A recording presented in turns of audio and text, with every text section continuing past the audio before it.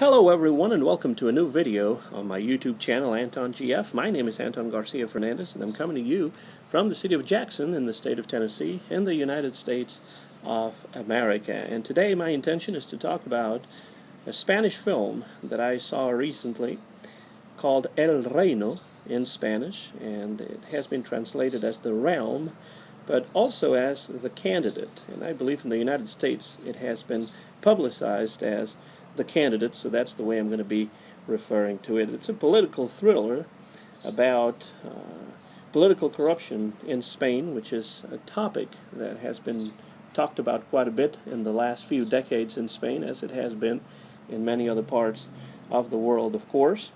And it was directed and co-written by Rodrigo Sorogoyen, who is one of the most important movie directors in Spain today.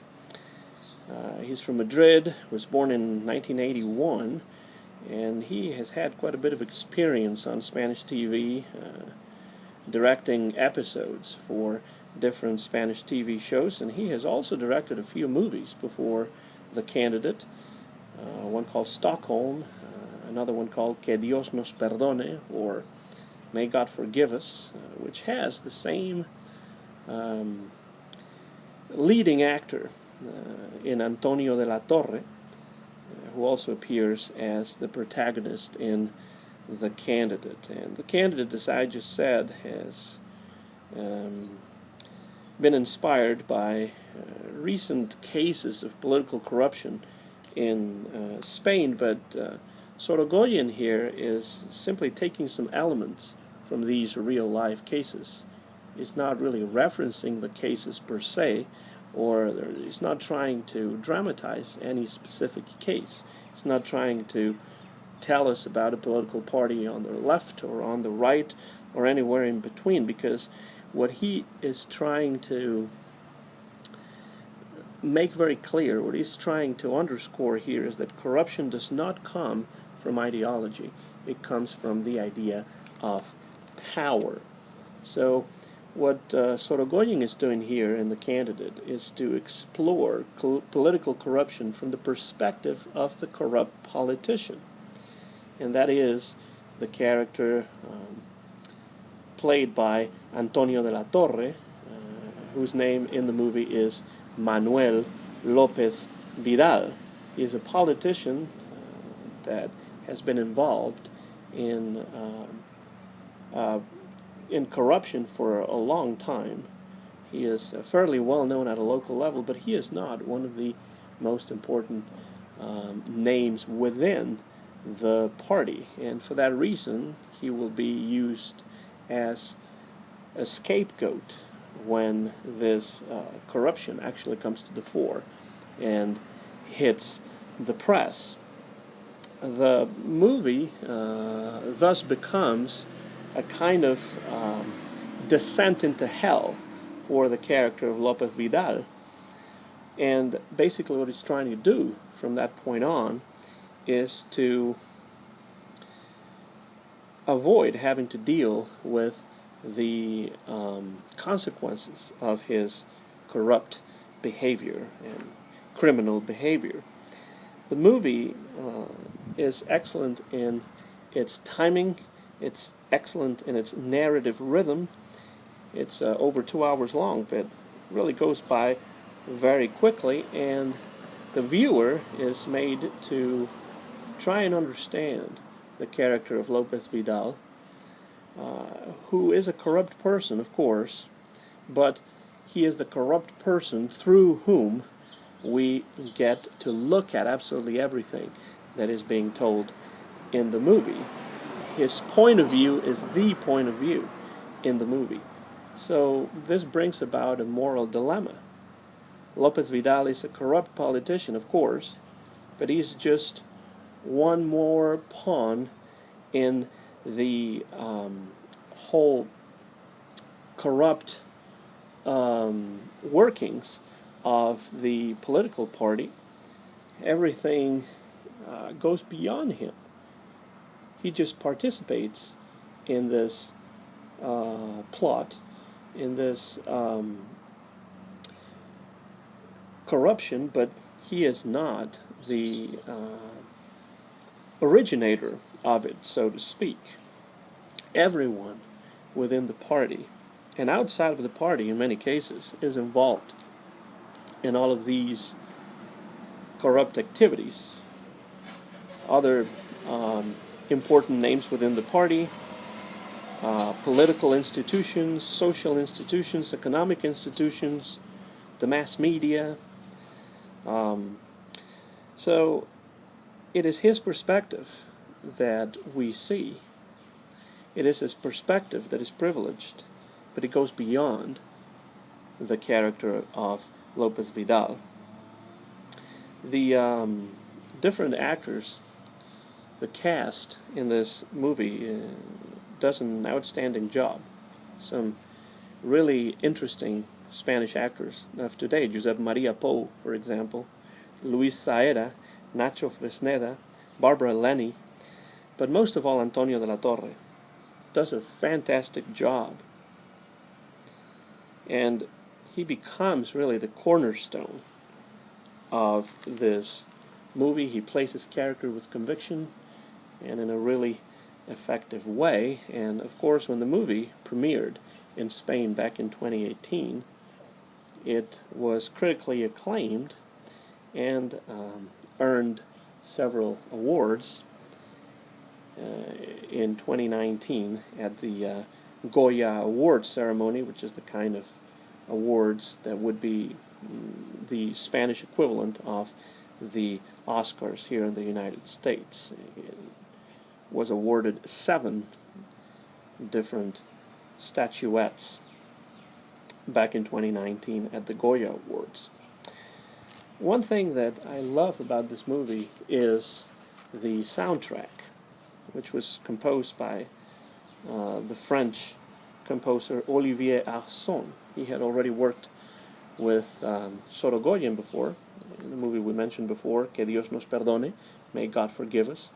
This is an excellent soundtrack because it uses these repetitious rhythms of electronic music to punctuate, to underscore throughout the whole movie this descent into hell that Lopez Vidal is undergoing. Really well done from the point of view of a musical score. Also, lighting is used in a very effective way because as the plot thickens and as things become more difficult for the character of Lopez Vidal, the lighting becomes darker and darker and darker as the movie progresses. Lots of close-ups are used by Sorogoyen here to reflect the impact of everything that's going on, of everything that the different characters are undergoing throughout the movie. All of these close-ups actually give us an idea of the impact of all of this and their psychology and the way they feel physically, mentally, and it's really well done by means of a lot of close-ups throughout the whole movie. One thing I like about this movie is that it doesn't give you a biased view of corruption. It presents this phenomenon of corruption as a byproduct, almost a byproduct that it's impossible to get away from, byproduct of the idea of power that is always linked to politics. So corruption stems from this power, not necessarily from ideology, as we mentioned before. It is a deep understanding of corruption that this movie is trying to present. Everything is so normal for Lopez Vidal. He has been doing this for such a long time that he gets to the point where he believes that he's doing nothing wrong.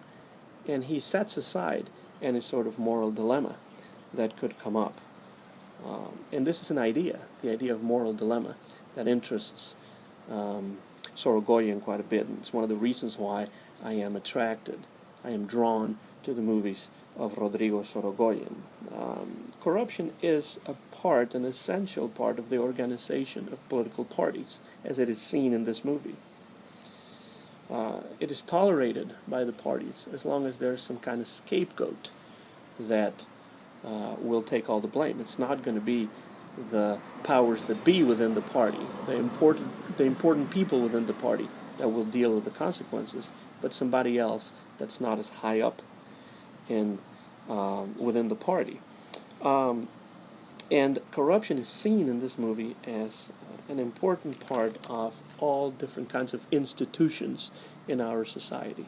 Government, economic institutions, social institutions, and even the mass media, which are many times involved in all of this because they denounce corruption whenever it is interesting or whenever it suits the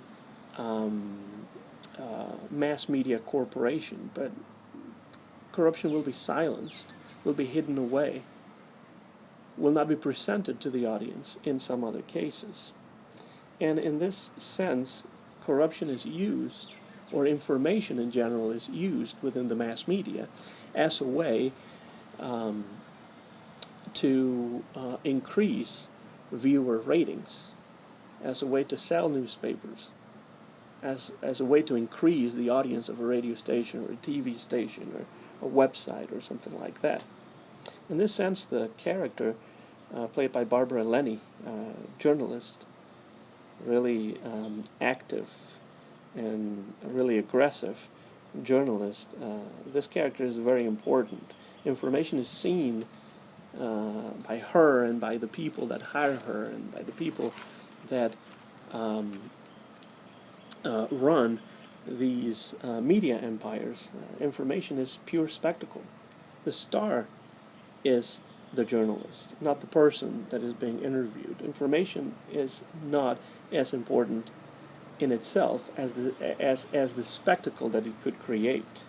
And journalism in this sense is not an activity that seeks to find and uncover truth, but to construct the kind of truth that is needed at a certain time. And I think in this sense, this movie has a lot to do, not just with Spanish politics, but with politics in general. It could be extrapolated to the United States, to any other country in any other part of the world. And for that reason, I would like to recommend this movie, which if you can find and you get a chance to watch, I really think that you will be very glad that you did. The movie is called El Reino in Spanish. It has been translated as The Realm, but it has also been publicized, and it is also known as The Candidate by the Spanish director Rodrigo Sorogoyen. And I really think that everyone out there listening to me talking on this video today should seek this movie out, because I think you will really enjoy it and it will make you think. It's one of those movies that will make you think critically. Sit back and think critically about politics, about corruption, about the inner workings of the society in which we live. Again, The Candidate, or The Realm, El Reino, by Rodrigo Sorogoyen from 2018. My name is Anton Garcia Fernandez. Thank you so much for listening.